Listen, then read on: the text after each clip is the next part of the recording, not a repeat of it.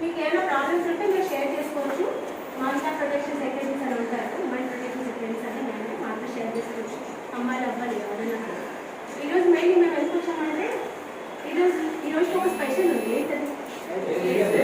World AIDS day. ఓకేనా? World AIDS day అనేది అసలు ఎప్పుడు స్టార్ట్ అయింది మనకి 1988లో స్టార్ట్ చేశారు. అప్పుడు చాలా మంది ఎఫెక్ట్ అయ్యారు అనమాట దీని మూలంగా. అందుకని అవేర్నెస్ క్రియేట్ చేయడం కోసమని 1988లో ఈ వరల్డ్ ఎయిడ్స్ డే అనేది ఎవ్రీ ఇయర్ December 1st చేస్తారనమాట. ఎందుకు అవేర్నెస్ చేస్తున్నారు అంటే ఇది ఒక పాండమిక్ అయిపోయింది అనమాట. మీకు as of 2018 almost 38 million people effect అయ్యారు ఎయిడ్స్ వల్ల. ఎయిడ్స్ వల్ల మీకు తెలుసా? ఓకే, అది మనకి ఎందుకు స్ప్రెడ్ అవుతుంది? దీనికి ఒక వైరస్ వల్ల మనకి స్ప్రెడ్ అవుతుంది. అది హెచ్ఐవి అనమాట. హెచ్ఐవి అంటే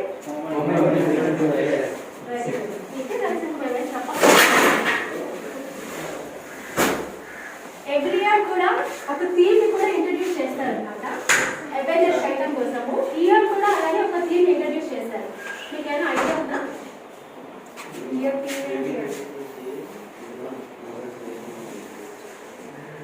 ఓకే, తెలుగులో అయితే అసమానతను అంతం చేయండి, ఎయిడ్స్ అంతం చేయండి అనేది ఈ ఇయర్స్ లో థీమ్ అనమాట. అదే ఇంగ్లీష్ లో అయితే అండ్ ఇన్ఈక్వాలిటీస్ అండ్ ఎయిడ్స్ అనమాట. ఓకేనా? And pandemic. Human immuno deficiency virus అన్నారు కదా, దాని అర్థమైంది ఎవరైనా చెప్తారా? ఆ హెచ్ఐవి అనే ఫుల్ ఫామ్ లోనే డిజీజ్ ఏంటి అనేది అర్థమైపోతుంది.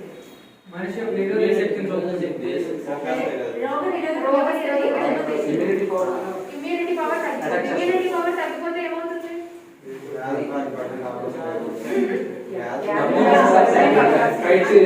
మనకి ఏ చిన్న వ్యాధి వచ్చినా కూడా మనము ఫైట్ చేయాలన్నమాట. ఆ వ్యాధిలో 1-2 తోడయ్యి అలా మనము ఇంకా డిసీజెస్ అన్నీ ఎక్కువైతే ఏమవుతుంది? ఇంకా మనిషి వీక్నెస్ అయిపోతాడు, ఆఖరికి చనిపోతాడు. సో ఈ హెచ్ఐవి అనేది ఏంటంటే ఏ రకంగా స్ప్రెడ్ అవుతుంది?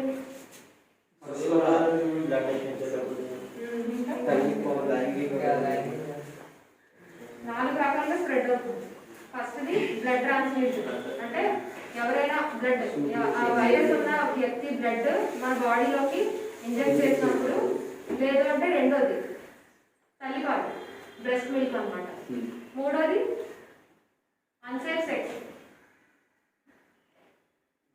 మెజర్స్ లేకుండా, ప్రాపర్ సేఫ్టీ మెజర్స్ లేకుండా సెక్షువల్ ప్రాక్టీస్ అనేది చేయడం వల్ల. నాలుగోది రెక్టల్ ఫ్లూయిడ్స్ అంటారు.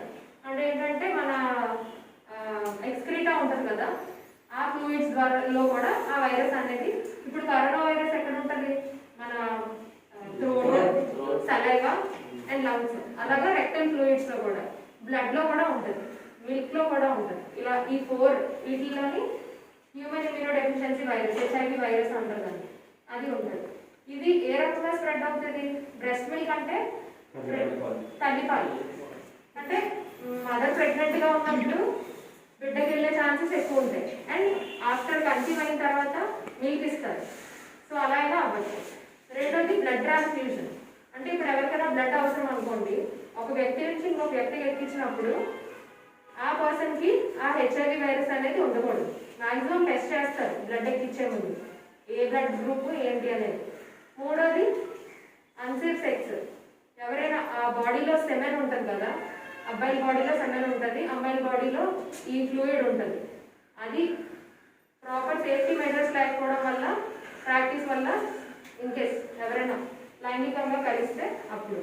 నాలుగోది ఈ రెక్టల్ ఫ్లూయిడ్స్ అన్నాం కదా, అది ఏంటంటే వాళ్ళు యూజ్ చేసిన వాష్రూమ్ కానీ, లేదంటే ఆ ఫ్లూయిడ్స్కి మనం కాంటాక్ట్ అయితే, మన బాడీ కాంటాక్ట్ అయితే స్ప్రెడ్ అవుతుంది. సో ప్రివెంటివ్ మెజర్స్ ఏంటి దీనికి? ఎవరైనా చెప్తారా? ఈ 4 ద్వారానే స్ప్రెడ్ అవుతుంది. ఈ 4 ప్రివెంట్ చేయాలంటే ఫస్ట్ది మదర్ ప్రెగ్నెంట్గా ఉన్నప్పుడు హెచ్ఐవి టెస్ట్ చేయించుకొని ఇన్కేస్ ఉంటే దానికి ఏంటి అనేది ప్రాపర్ మెజర్స్ తీసుకుంటారు. బ్రెస్ట్ మిల్క్ ఇవ్వకూడదు. రెండోది అన్సేఫ్ సెక్స్. సో ఇన్కేస్ మనం ఎవరితోనైనా అలా ఉన్నప్పుడు ప్రాపర్ మెజర్స్ అనేది తీసుకోండి. మూడోది రెక్టల్ ఫ్లూయిడ్స్, వాష్రూమ్ అది యూజ్ చేసినప్పుడు, లేదంటే ఎక్కడైనా మనం పబ్లిక్ ప్లేసెస్ వాడినప్పుడు జాగ్రత్త తీసుకోండి. నాలుగోది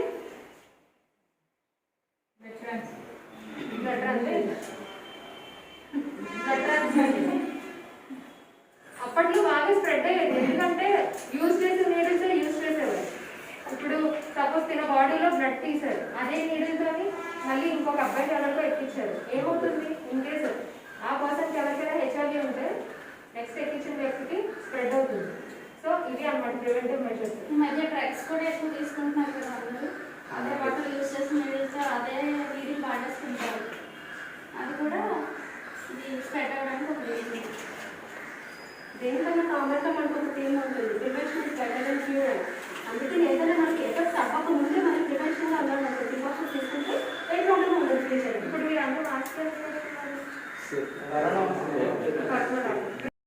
ఇవ్వాలి ఏం కాదు అని మీరు వాళ్ళతో ఫ్రెండ్లీగా ఉండాలి తప్ప దూరం పెట్టడం అది చేయకండి. మన ఫ్యామిలీ రిలేషన్లోనే ఉండొచ్చు కదా.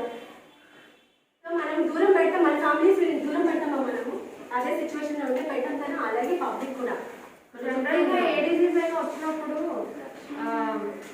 ఎలా ఫైట్ చేయాలని అనుకుంటారు అంటే, లైక్ మనకి మెడిసిన్ ద్వారా త్వరగా తగ్గుతుందా, మన విల్ పవర్ ద్వారా త్వరగా తగ్గుతుందా?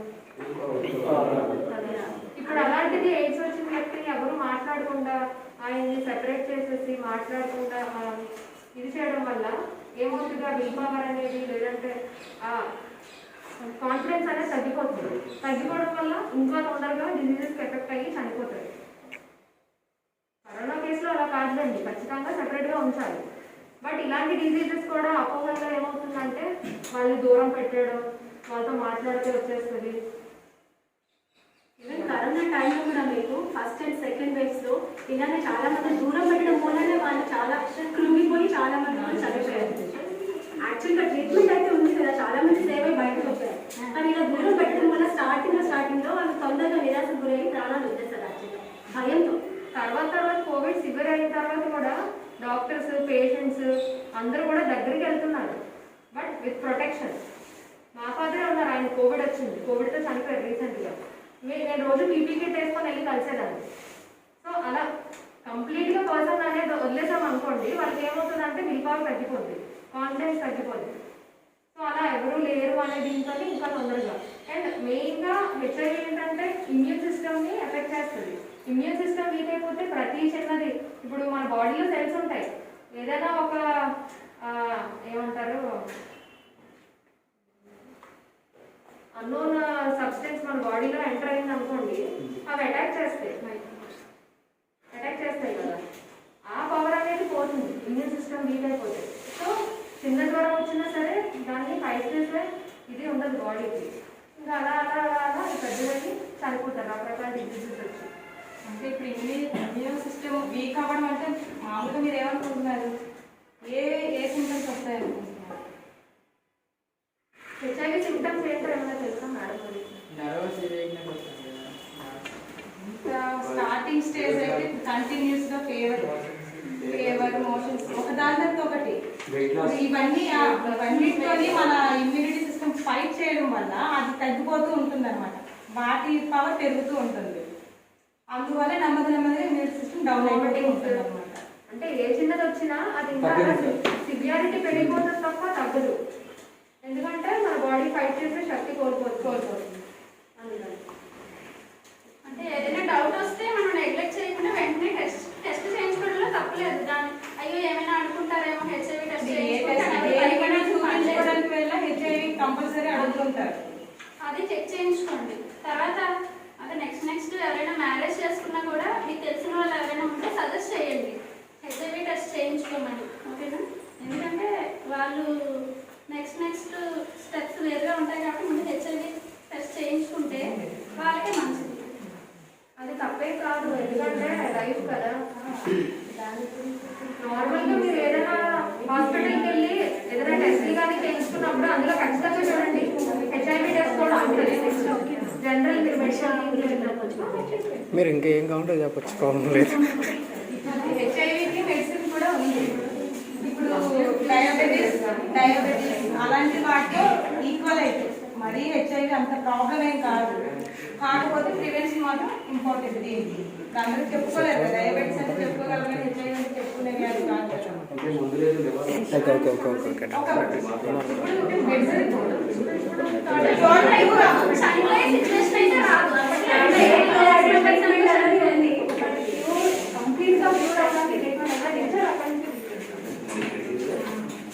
అంటే ఇమ్యూనిటీని పెంచేది అనమాట ట్రీట్మెంట్ కూడా.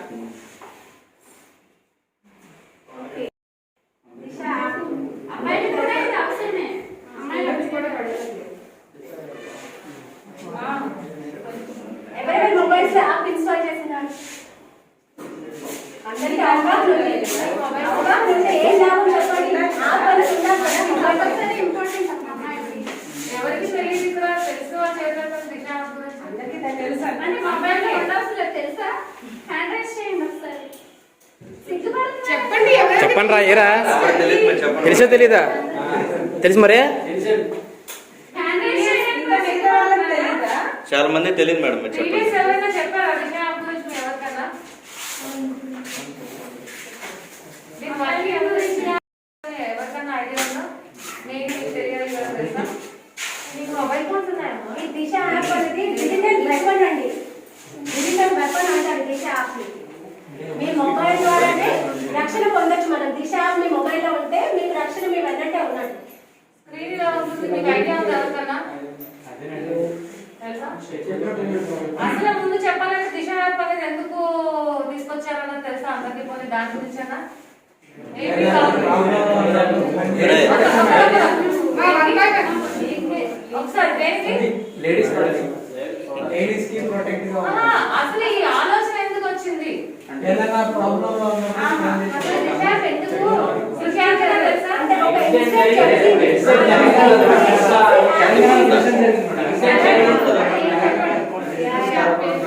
యాక్చువల్లీ తెలంగాణ స్టేట్ లో Priyanka Reddy doctor night time travel చేసిన వెహికల్ ఆగిపోతే లారీ ట్రావెల్ జరిగిన సిచ్యువేషన్ అది జరిగిన తర్వాత ఏపీ గవర్నమెంట్ ఏంటంటే ఇలా ఆడవాళ్ళ మీద జరిగే వాటిని ఎంతో కొంత వరకు అరికట్టాలన్న కాన్సెప్ట్ తో ఒక యాప్ డిజైన్ చేయాలని చెప్పి దిశ ఎక్స్ప్రెస్ అనేది డిజైన్ చేశారు. ఇది ఓన్లీ ఆడవాళ్ళకి అని అనుకుంటే స్టార్టింగ్ అన్నారు, కానీ ఇప్పుడు మీ మదర్ వాళ్ళ ఎంతమంది మదర్స్ దగ్గర స్మార్ట్ ఫోన్స్ గానే ఉన్నాయా? మీరు మీ అమ్మగారు వాళ్ళు బయట తీసుకెళ్లే సిచ్యువేషన్ రావచ్చు. ఎప్పుడన్నా ఏదన్నా అనుకోని ప్రమాదం జరగచ్చు. మీ దగ్గర యాప్ ఉంటే SOS ప్రెస్ చేస్తే సిగ్నల్ వెళ్తుందిగా. మీకే రావచ్చు, మీరు ఒంటరిగా వెళ్తున్నారు. ఏ అబ్బాయికి ప్రమాదాలు రావని చెప్పలేమా? మీరు అన్నట్టు లేడీస్ ఫేస్ చేసేవి కాదు, ఎవరికైనా ఇప్పుడు ఆడవాళ్ళకి మగవాళ్ళ నుంచి ప్రమాదమే కాదు, ఏ రకమైన ప్రమాదాలు ఉన్నా చెప్పలేము. ఇప్పుడు డైల్ 100 అని పెట్టారు, అది ఎనీ టైప్ అవుతుంది. అలాగే ఇది కూడా. ఇది ఏంటంటే మెయిన్ ఆ యాప్ ఇన్స్టాల్ చేసిన తర్వాత ఇది మెయిన్ ప్లే స్టోర్ లోకి వెళ్ళి దిశ SOS అని క్లిక్ చేస్తే మీకు ఈ విధంగా కనిపిస్తుంది. దాన్ని ఇన్స్టాల్ చేసుకుంటే మీకు ఆ డీటెయిల్స్ అడుగుతాయి, మీ పర్సనల్ ఇన్ఫర్మేషన్ అడుగుతుంది, మీ ఒక ఆల్టర్నేట్ నెంబర్ అడుగుతుంది. నెక్స్ట్ ఎమర్జెన్సీ కాంటాక్ట్స్ 2 to 4 ఏంటంటే మీరు ఏమన్నా రిస్క్ లో ఉన్నప్పుడు SOS పంపించినప్పుడు పోలీస్ వాళ్ళకి కంట్రోల్ రూమ్ సిగ్నల్ వెళ్తుంది కదా, వాళ్ళతో పాటు మీరు ఎవరైతే 4 మెంబర్స్ ఇచ్చారో వాళ్ళకి కూడా టెక్స్ట్ మెసేజ్ వెళ్తుంది. సో ఇట్స్ పర్సన్ డేంజర్ లో ఉన్నారు అనేసి మీ లొకేషన్ కూడా వెళ్తుంది. మీ లొకేషన్. ఈ యాప్ ఇన్స్టాల్ చేసుకున్న తర్వాత అంటే ఎవరైనా మొబైల్ ఉంటే మీకు లైవ్ లో చూపిస్తాం. అది ఫోన్ ఇవ్వండి రా. స్మార్ట్ ఫోన్ ఎవరైనా కొద్దిగా ఇవ్వండి. అందరి దగ్గర ఉంటే చేయండి. తీయండి, అందరూ ఇన్స్టాల్ చేసుకుంటే. యాక్చువల్లీ ఏంటంటే అందరూ ఇన్స్పెక్షన్ కార్డులు గేమ్స్ అని అన్ని రకాల యాప్స్ అనేవి మొబైల్లో ఉంచుతారు. స్పేస్ ఎక్కువ అయిపోతుంది, ఇది ఎందుకు అనేసి అంటారు. ఇది ఎప్పుడన్నా మనకి అవసరం పడచ్చు. ఇది ఎక్కువ స్పేస్ కూడా ఆక్యుపై చేయలేదు, జస్ట్ 7 MB అంతే. యాక్చువల్లీ ఏం లేదు, మీకు దీని ఆపరేషన్ చెప్పేసిన తర్వాత కానీ ఇన్స్టాల్ చేస్తాం. మీకు ఒకటి, మీ దగ్గర వెళ్తున్నారు, ఏదైనా ప్రమాదం జరిగే పరిస్థితిలో మీరు ఉన్నారు, లేదంటే ప్రమాదం నిజంగానే జరుగుతుంది, నన్ను ఎవరో వెంబడిస్తున్నారు, వెళ్తున్నాం, ఇమీడియట్ గా నేను మొబైల్ ఓపెన్ చేసి దిశ ఓపెన్ చేసి SOS బటన్ ప్రెస్ చేస్తాను అంతే. ఒక 10 seconds టైం ఉంటే వీడియో ఆడియో టోటల్ రికార్డ్ అయిపోయి ఆటోమేటిక్ కంట్రోల్ రూమ్ కి సిగ్నల్ వెళ్తుంది, దిశ కంట్రోల్ రూమ్ కి.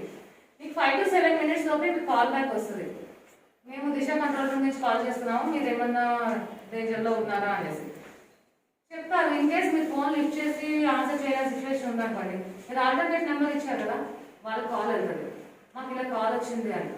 వాళ్ళు కూడా ఏమో అయితే మాకు డౌట్గానే ఉంది, మరి మాకు తెలీదు అని అంటే ఇమీడియట్ మీకు ట్రాక్ చేసుకుని. కాబట్టి ఇది నమ్మకం లొకేషన్ యాక్టివ్ చేసుకోండి అని అంటది. లొకేషన్ మీరు ఆల్రెడీ యాక్టివ్ చేసుకుంటే ఓకే, లేదంటే లొకేషన్ యాక్టివ్ చేసేస్తే మీ లొకేషన్ ఆల్రెడీ వెళ్ళిపోతుంది కంట్రోల్ రూమ్కి, ప్రెస్ చేసుకుని వచ్చేస్తారు. అది మెయిన్ అడ్వాంటేజ్ అనమాట. నెక్స్ట్ ఇక్కడ ట్రాక్ బై ట్రావెల్ అనే ఒక ఆప్షన్ ఉంటుంది. ఈ రెండే మెయిన్. ఇక్కడ ఏంటంటే ఫ్రమ్ టు మీరు ఇక్కడ నుంచి స్టార్ట్ అవుతే ఎక్కడ ప్లేస్కి వెళ్తున్నారు, ఒంటరిగా వెళ్ళే సిచ్యువేషన్ వచ్చింది, ఫ్రమ్ టు పెట్టేసి స్టార్ట్ ట్రిప్ నొక్కుతారు. మీరు ఆ డెస్టినేషన్ వెళ్ళేంత వరకు కూడా మీరు కంట్రోల్ రూమ్తో కనెక్ట్ అయ్యి ఉంటారు. మీకు ఒక 2-3 minutes కల్లాగా అమ్మ మీరు సేఫ్గానే వెళ్తున్నారా అని మీకు సిగ్నల్ వస్తూనే ఉంటుంది. మేము సేఫ్గానే వెళ్తున్నాం అని చెప్తే సరిపోతుంది. ఇన్ కేస్ ఎక్కడ వాళ్ళు అడిగిన దానికి మీరు రెస్పాండ్ అవ్వలేదు, ఆ లొకేషన్కి వాళ్ళు ఇక్కడ రెస్పాండ్ అవ్వట్లేదు, ఏదైనా ఎమర్జెన్సీ అయిందేమో వాళ్ళకి అని చెప్పి ప్రెస్ చేసుకుని వస్తారు. ఈ యాప్ తీసుకొచ్చిన స్టార్టింగ్లోనే ఒక ఆవిడ విజయవాడ అక్కడి నుంచి బస్సులో వెళ్తున్నారు. మరి ఇది మీరు అందరికీ తెలుసో లేదో అది. ఆవిడ ఏంటంటే అప్పుడు మొబైల్ యాప్ ఇంకా లేదు ఆవిడకి. బస్సులో వెనక సీట్లో కూర్చున్న వాడు నైట్ నుంచి హెరాస్ చేస్తాడు, కొంచెం ఇబ్బందిగా పెడతాడు. ఆవిడ ఇంకా చూసి ఇంకా ఎర్లీ మార్నింగ్ 4 o'clockకి వెంటనే యాప్ ఇన్స్టాల్ చేసుకుని ఆవిడ సిగ్నల్ పంపించారు. వాళ్ళు ఏం చేశారు, ఆ కంట్రోల్ రూమ్ వెళ్ళిందంటే ఆ బస్ ట్రావెలింగ్లోనే ఉంది. కంట్రోల్ రూమ్ నుంచి ఆ నియర్ బై ఆ బస్ ఏ రూట్లో వెళ్తుందో ఆ గట్టలో పోలీస్ స్టేషన్కి సిగ్నల్ వాళ్ళు చెప్పారు ఇన్ఫర్మేషన్, బస్ని ఓవర్టేక్ చేసి ఆపి అతన్ని అరెస్ట్ చేయడం జరిగింది. నెక్స్ట్ ఇందులో అరెస్ట్ అయిన వాళ్ళకి పనిష్మెంట్ అనేది కొంచెం సివియర్గానే ఉంటుంది అనమాట. ఇది ఏపీలోనే వర్క్ అవుతుంది అంటే ఈ యాప్ అనేది. కానీ మొన్న ఢిల్లీలో కూడా జరిగింది. రీసెంట్గా ఒక ఆవిడ ఎగ్జామ్ రాయడానికి వెళ్ళారు. అక్కడికి వెళ్ళినప్పుడు ఆటో డ్రైవర్ ఆవిడని వేరే రూట్లో మార్చాలని ఏదో చేస్తే ఆవిడ SOS యూజ్ చేసి పంపిస్తే ఏపీకి సిగ్నల్ వచ్చింది. వీళ్ళు ఇక్కడ నుంచి ఆ ఢిల్లీకి కాంటాక్ట్ చేసి కాంటాక్ట్ అయ్యి ఎగ్జామ్ రాసి మళ్ళీ తన హోమ్ టౌన్ కి షిఫ్ట్ అయ్యే వరకు కూడా అందరూ కూడా కంట్రోల్ లోనే ఉన్నారు. ఆమె సేఫ్ గా మళ్ళీ రిటర్న్ వచ్చేసింది హోమ్ టౌన్. మీరు అన్నారు ఇంకొకరు ఎవరు ఇక్కడ ఫోన్ యూజ్ చేయకుండా ఇలా ఫోన్ ఊపితే సరిపోతుందని, అది డైరెక్ట్ గా అయిపోదు. ఇక్కడ ఏంటంటే ఇక్కడ మనిషి బొమ్మ కనిపిస్తుంది కదా, అది ప్రెస్ చేస్తే ఇక్కడ జనరల్ గా పర్సనల్ ఇన్ఫర్మేషన్, మీరు ఇచ్చిన పర్సనల్ ఇన్ఫర్మేషన్ అంతా ఉంటుంది. ఏమైనా చేంజెస్ చేసుకోవాలంటే చేసి అప్డేట్ చేస్తాం. దాని కింద my emergency contacts minimum 2 maximum 4 అని చెప్పాను కదా, అవి ఉంటాయి. మీరు ఏమన్నా డిలీట్ చేసి వేరే చేయాలనుకుంటే మీరు అప్డేట్ చేసుకోవచ్చు. ఇక్కడ మై హ్యాండ్ జెస్చర్ అని ఉంది కదా, ఇది ఎనేబుల్ చేస్తేనే ఫోన్ షేక్ చేస్తే అవుతుంది. ఇది ఎప్పుడంటే నేను చెప్పినట్టు అర్ధరాత్రి ఎక్కడికో వెళ్తున్నప్పుడు మీరు ఆన్ చేసి ఉంచేసుకున్నారనుకోండి, నేను ఇప్పుడు ఆపేశాను, ఫోన్ మీరు ఓపెన్ చేసి అది దిశ బటన్ ప్రెస్ చేయగలరు, డైరెక్ట్ హ్యాండ్ షేక్ చేస్తే వెళ్ళిపోతుంది. 3 times షేక్ చేయాలి. ఇన్ కేస్ వాళ్ళు దొంగ వాళ్ళు అంటే మేబీ వాళ్ళు వచ్చి వాళ్ళు మిమ్మల్ని మీ దగ్గర మొబైల్ లాక్కోవచ్చు, ఆ షేకింగ్ గానే వెళ్ళిపోతుంది. సిగ్నల్ ప్రస్తుతానికి అయితే నెట్ ఉండాలి, బ్యాలెన్స్ అనేది అంటే ఉండాలి. ఫ్యూచర్లో అది కూడా లేకుండా చూస్తున్నారు. ప్రజెంట్ అయితే మాత్రం డేటా ఉండాలి. ఇది ఎగ్జాంపుల్ ఏంటంటే ఈ హ్యాండ్ జెస్చర్ అనడానికి సింపుల్. నేను లైవ్ ఎగ్జాంపుల్. నేను మార్నింగ్ మా పిల్లలు దింపడానికి వెళ్ళినప్పుడు నేను హ్యాండ్ బ్యాగ్లో పెట్టాను. డ్రైవ్ చేస్తున్నప్పుడు బండి మీద ఇలా ఉంచుకున్నాను. నాకు తెలియదు అది షేకింగ్కి సిగ్నల్ వెళ్ళిపోతుంది. నేను మార్నింగ్ 5:30కి దింపాను. దింపున్నాను. ఇంటికి వచ్చేసరికి నాకు 3 సార్లు కాల్ ఉందని నాకు వినిపించలేదు. ఇంటికి వచ్చేసరికి మా హస్బెండ్కి కాల్ వెళ్ళిపోయింది, చేసేసారు కంట్రోల్ రూమ్ నుంచి. మా వారేమో బై మిస్టేక్ ఏమైనా ప్రెస్ అయి ఉంటుందేమోనండి అని చెప్పేశారు, పెట్టేశారు. ఆయన వాళ్ళ నుంచి ఫోన్స్ వస్తున్నాయి కంట్రోల్ రూమ్ నుంచి, మీకు కాల్ వచ్చింది లిఫ్ట్ చేయలేదు ఏంటి అనేసి. అయితే నేను అన్నాను చూసుకుంటే నాకు 3 కాల్స్ ఉన్నాయి, నేను లిఫ్ట్ చేయలేదు, మా హస్బెండ్కి చేశారు. నాకు మెసేజ్ కూడా వచ్చింది ఏంటంటే నేను రిప్లై కూడా ఇచ్చాను వాళ్ళకి, అండ్ సేఫ్ అని చెప్పి ఇచ్చాను. ఆ విధంగా నేను అదే అనుకున్నాను, ఓహో నేను ఇంట్లో పెట్టాను కదా, నేను వెళ్ళే రూమ్ కొంచెం గతుకులు అయ్యి ఉన్నాయి. ఆ మూమెంట్కి సిగ్నల్ వెళ్ళిపోయింది. అంత యాక్టివ్గా ఉంటారనమాట. అది అర్లీ మార్నింగ్ అవ్వడం ఏదైనా సరే ఆ హ్యాండ్ జెస్చర్ అనేది ఒకటి మన దగ్గర ఎన్ని యాప్స్ ఉన్నా ఏదున్నా ఆ టైంకి ఉపయోగించాలనే ఆలోచన రాకపోతే ఏది చేయడం. కాబట్టి మగ పిల్లలు కూడా అందరూ ఇన్స్టాల్ చేసుకోండి. మీకు ఏవో